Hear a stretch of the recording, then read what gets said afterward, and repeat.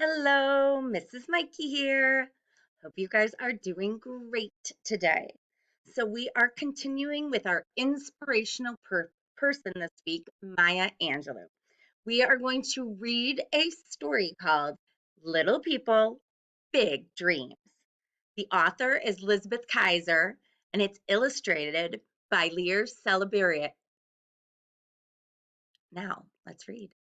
Now, we've read about Maya Angelou, and this is another story of Maya Angelou, Little People, Big Dreams.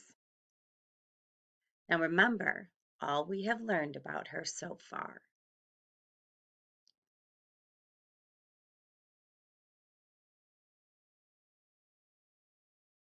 Remember, Marguerite was born in the city of St. Louis, Missouri, but her brother called her Maya. That's where Maya came from. When Maya was 4, she and her brother were sent to live in their grandmother in Stamps, Arkansas. That's the train they traveled on. That would be Maya and her brother. Growing up in the South, Maya was treated unfairly because of the color of her skin and because she was a girl. Think about how hard that would be. The world outside was very cruel. What do you think the word cruel means? What do you think the cruel means? Maybe mean? Treated her meanly? Home was hard too. When Maya was 8, her mother's boyfriend attacked her. Maya was so upset, she stopped talking. That was really hard on her. A friend of her grandmother's named Mrs. Flower noticed that Maya was afraid to use her voice. Mrs. Flower showed Maya all kinds of wonderful books and how the words come alive when you read them out loud. Who helped her? Maya found her voice again in the stories and the poems of great writers. She loved words so much, she read every book in the library. That would be a goal. Read every book in the library. How much knowledge you would get. Even though Maya was a great student, she was told that she couldn't get a job because of the color of her skin. But she had pride and she had hope. She thought, there's nothing I can't be. That's what you need to think too, right? There's nothing you can't be if you try. If you try. Do you think that Maya eventually enjoyed singing? And she was right. She could become anything she wanted. She was a cook and a streetcar conductor. What a cool job.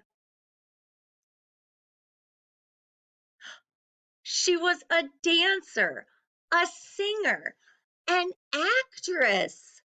She really did do it all, didn't she? Oh, she traveled the whole world and learned to speak a lot of languages. Even though she had been mute, she learned to speak many languages. At home in America, she worked to help all people get treated fairly.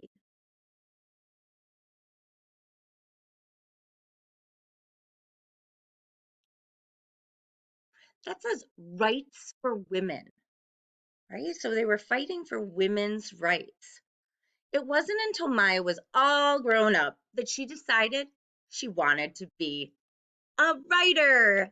So she began writing a book about her own life. She told the story of a little girl who struggled through hard times, but she never gave up.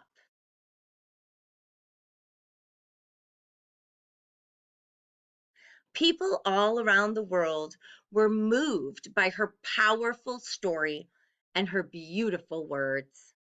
Maya became a famous writer, teacher, and speaker, inspiring everyone with her belief that you can be anything you want.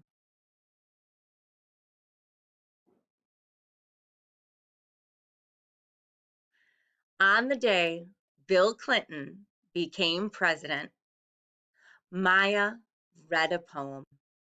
She had once been a little girl who was afraid to use her voice. Now she was speaking to the entire country about her favorite thing, hope.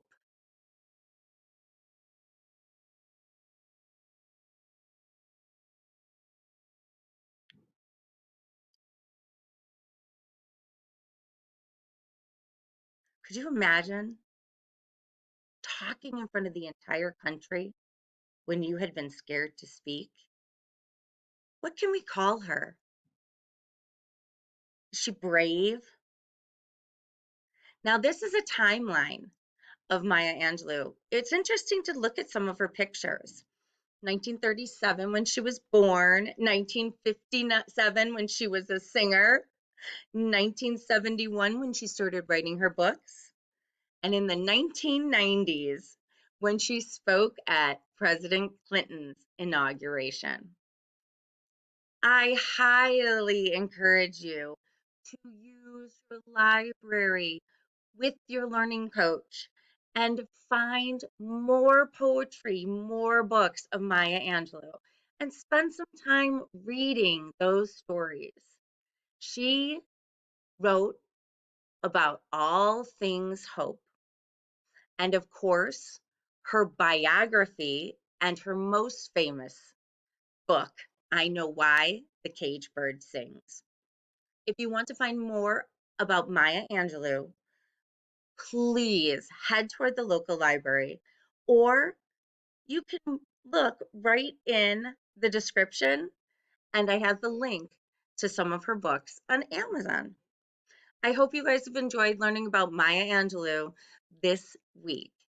All right, I will see you later. Thank you, Mrs. Clark, for the video.